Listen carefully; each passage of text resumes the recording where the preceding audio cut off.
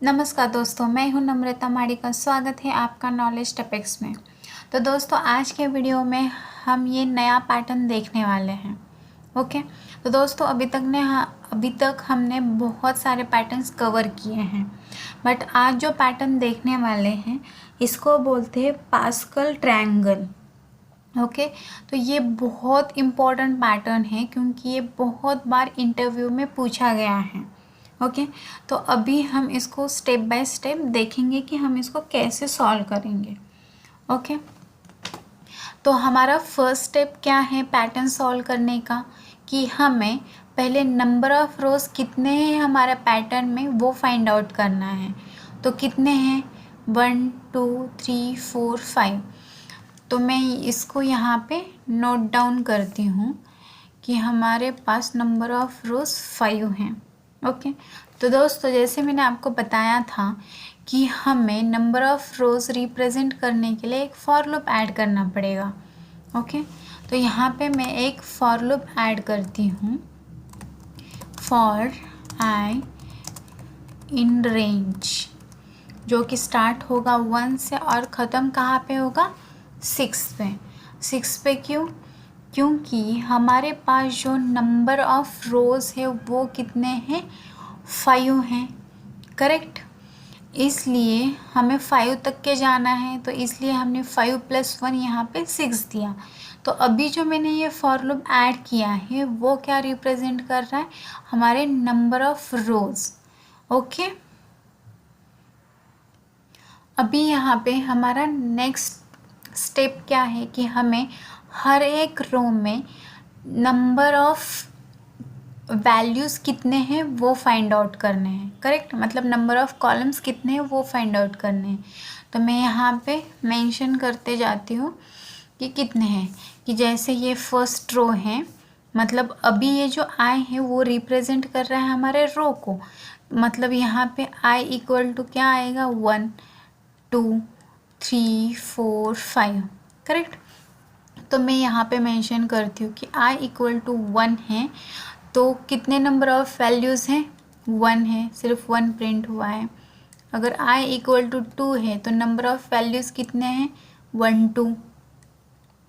अगर i equal to 3 है तो नंबर ऑफ़ वैल्यूज़ कितने हैं, 1 2 3। तो यहाँ पे 3 आ गया। अगर i इक्वल टू 4 है तो नंबर ऑफ़ वैल्यूज़ कितने हैं, 4 है, और ऐसे ही आगे कंटिन्यू हो रहा है। ओके। यहाँ तक के समझ में आ गया। अभी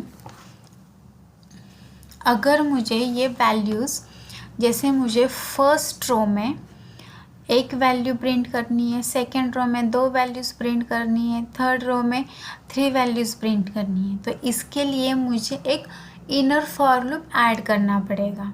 करेक्ट। तो मैं वो यहाँ पे ऐड करती हूँ, जैसे फॉर j इन रेंज, जो कि स्टार्ट होगा 1 से, और ये कहाँ तक के जाएगा, कहाँ तक के चलेगा, ये कब ख़त्म होगा, वो हमें फाइंड आउट करना है। ओके। तो वो अभी देखते हैं हम फाइंड आउट करके। तो जैसे अभी हमने यहाँ पे देखा कि जैसे हर एक रो पे जो वैल्यूज़ हैं वो वैरी कर रही है। सारे रो में सेम नंबर ऑफ़ कॉलम्स है क्या, नहीं है। ओके। तो जैसे कि मुझे अभी जब फर्स्ट रो है तब मुझे सिर्फ एक ही वैल्यू प्रिंट करनी है, तो उसके लिए मैं यहाँ पे फॉर लूप यूज़ कर रही हूँ। तो मुझे यहाँ पे क्या वैल्यू देनी पड़ेगी ताकि मैं सिर्फ एक ही वैल्यू प्रिंट कर पाऊँगी, तो यहाँ पे मुझे देना पड़ेगा 1, 2। अभी मैंने यहाँ पे 2 क्यों ऐड किया, क्योंकि मुझे एक ही वैल्यू प्रिंट करनी है। तो अगर मैं यहाँ पे 1 ऐड करती, लाइक 1, 1, तो ये 1 एक्सक्लूड हो जाता और ये फॉर लूप कुछ प्रिंट करता ही नहीं। करेक्ट। तो इसके लिए हमें ये +1 करके देना होता है। तो वैसे ही यहाँ पे आएगा 1, 2, फिर यहाँ पे आएगा यहाँ पे आएगा 1, 3, यहाँ पे 1, 4, और यहाँ पे 1, 5, और ऐसे ही आगे। ओके। अभी हम जब इसको अच्छे से ऑब्ज़र्व करते हैं तो हमें यहाँ पे क्या समझ में आता है कि ये जो हमारा रेंज फंक्शन है उसका जो फर्स्ट पैरामीटर है, जो कि स्टार्ट पैरामीटर है, जो कि हर टाइम कांस्टेंट ही है, मतलब हर एक फंक्शन में वो 1 है 1 है 1 है और 1 ही है, उसकी वैल्यू कभी भी चेंज नहीं हुई। तो ये क्या हुआ, हमारा कांस्टेंट हो गया। और हमारे रेंज मेथड का ये सेकेंड पैरामीटर है एंड, जो कि हर बार वैरी कर रहा है, हर बार चेंज हो रहा है। जैसे पहले 2 था, फिर 3 हो गया, फिर 4 हो गया, फिर 5 हो गया, करेक्ट। तो वो हर बार वैरी कर रहा है। बट ये कब वैरी कर रहा है, जब हम i की वैल्यू चेंज कर रहे हैं। जैसे i इक्वल टू 1 है तो 2 था, i इक्वल टू 2 है तो 3 हो गया, i इक्वल टू 3 है तो 4 हो गया। मतलब जो ये एंड की वैल्यू है वो डिपेंडेंट है हमारे i की वैल्यू पे। जैसे i की वैल्यू वैरी होगी वैसे ही उसके बेसिस पे इस पैरामीटर की भी वैल्यू वैरी हो रही है। तो यहाँ हमें अभी रिलेशनशिप तो मिल गया, तो मतलब डिपेंडेंसी तो पता चल गई है, बट अभी हमें यहाँ इन दोनों में रिलेशन फाइंड आउट करना है कि ये कैसे एक दूसरे से वैरी कर रहे हैं, करेक्ट।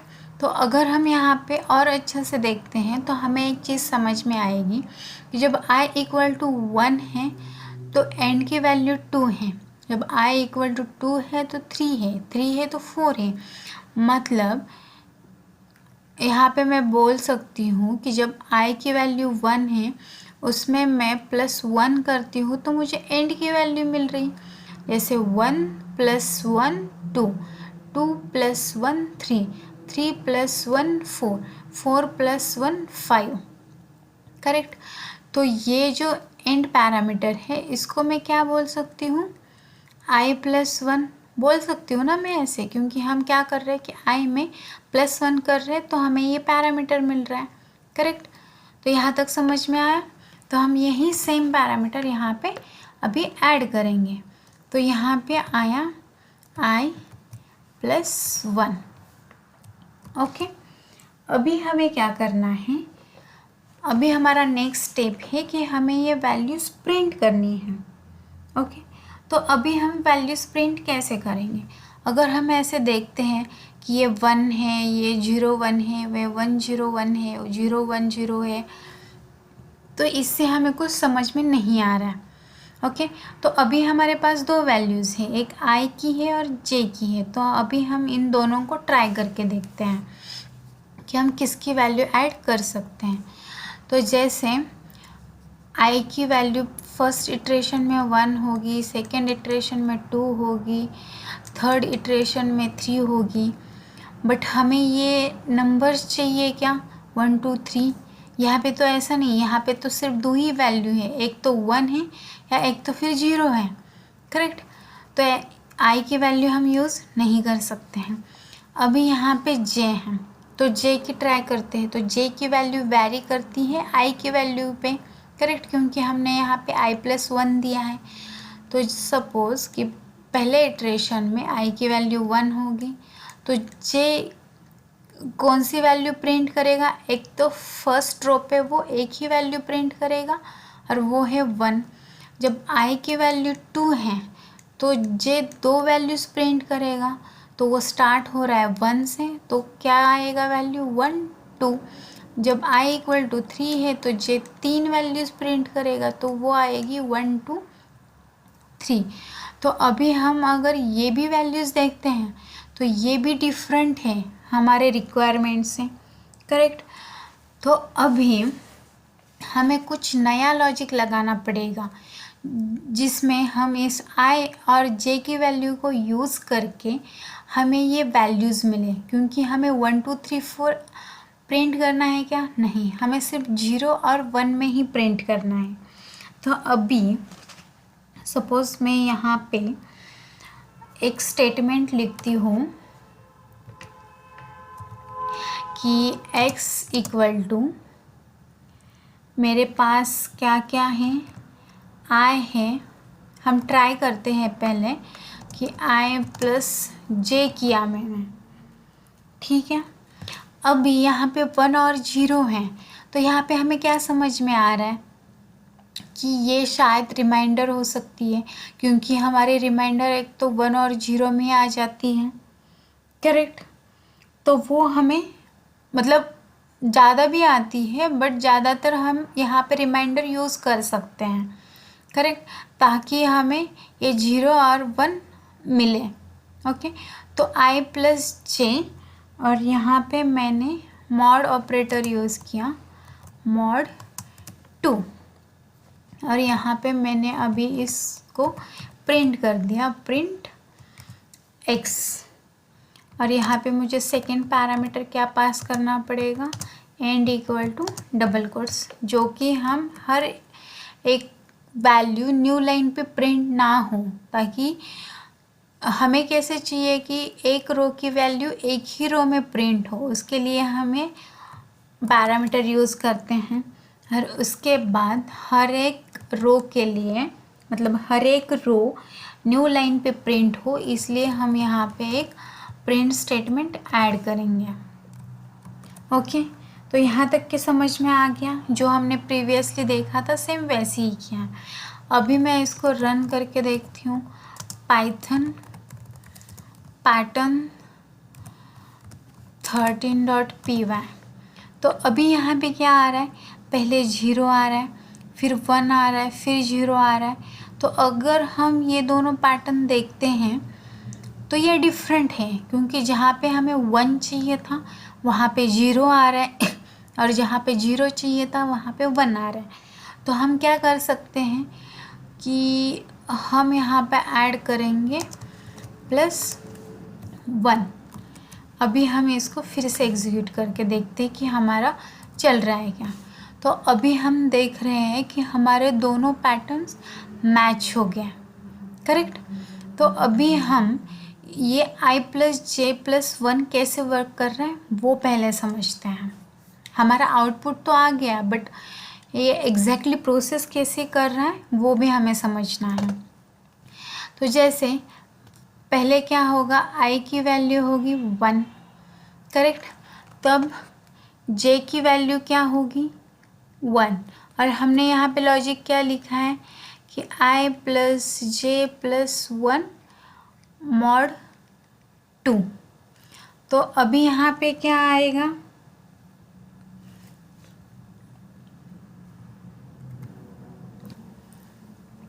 तो अभी यहाँ पे क्या आएगा कि i की वैल्यू क्या है मेरे पास, यहाँ पे 1 है, j की 1 है, +1 है, तो यहाँ पे आएगा 3 mod 2। तो इसका रिमाइंडर आ गया 1, जो कि प्रिंट हुआ हमारे यहाँ फर्स्ट लाइन पे। ओके, जब i = 2 है और j = क्या क्या आएगा यहाँ पे 1 और 2। अभी देखो कि हमें अभी इसको कैसे समझना है। तो पहले 1 के लिए प्रोसेस करते हैं। तो यहाँ पे क्या आएगा कि ये 2 है और ये 1 है, तो ये आएगा 3 + 1 4 4 mod 2, तो रिमाइंडर आई 0, तो ये 0 प्रिंट हुआ यहाँ पे, तो ये 0 भी हमें मिल गया। अभी सेम है 2 के लिए, तो ये 2 + 2 आया 4, हम +1 करेंगे तो 5 mod 2, तो यहाँ पे आया 1, तो हमें ये 1 भी मिल गया सेकेंड रो पे। अब थर्ड इटरेशन में i = 3 आ जाएगा, j की वैल्यूज़ क्या क्या आएगी 1 2 3। तो अभी हम इसको फिर से प्रोसेस करके देखते हैं। 3 + 1 कितना आएगा 4, 4 + 1 कितना आया 5, तो 5 mod 2 = आएगा 1, तो ये वाला 1 भी हमें मिल गया। फिर क्या आएगा 3 + 2 5, 5 + 1 6, 6 mod 2 किया तो 0 आ गया, तो ये हमें मिल गया। फिर 3 + 3 6 + 1 7, तो 7 mod 2 = 1, तो ये 1 आ गया, मतलब हमें थर्ड रो भी मिल गया। तो ऐसे ही हमें ये आगे की रोज़ भी मिल जाएंगे हर एक इटरेशन में। ओके, यहाँ तक आपको समझ में आ गया।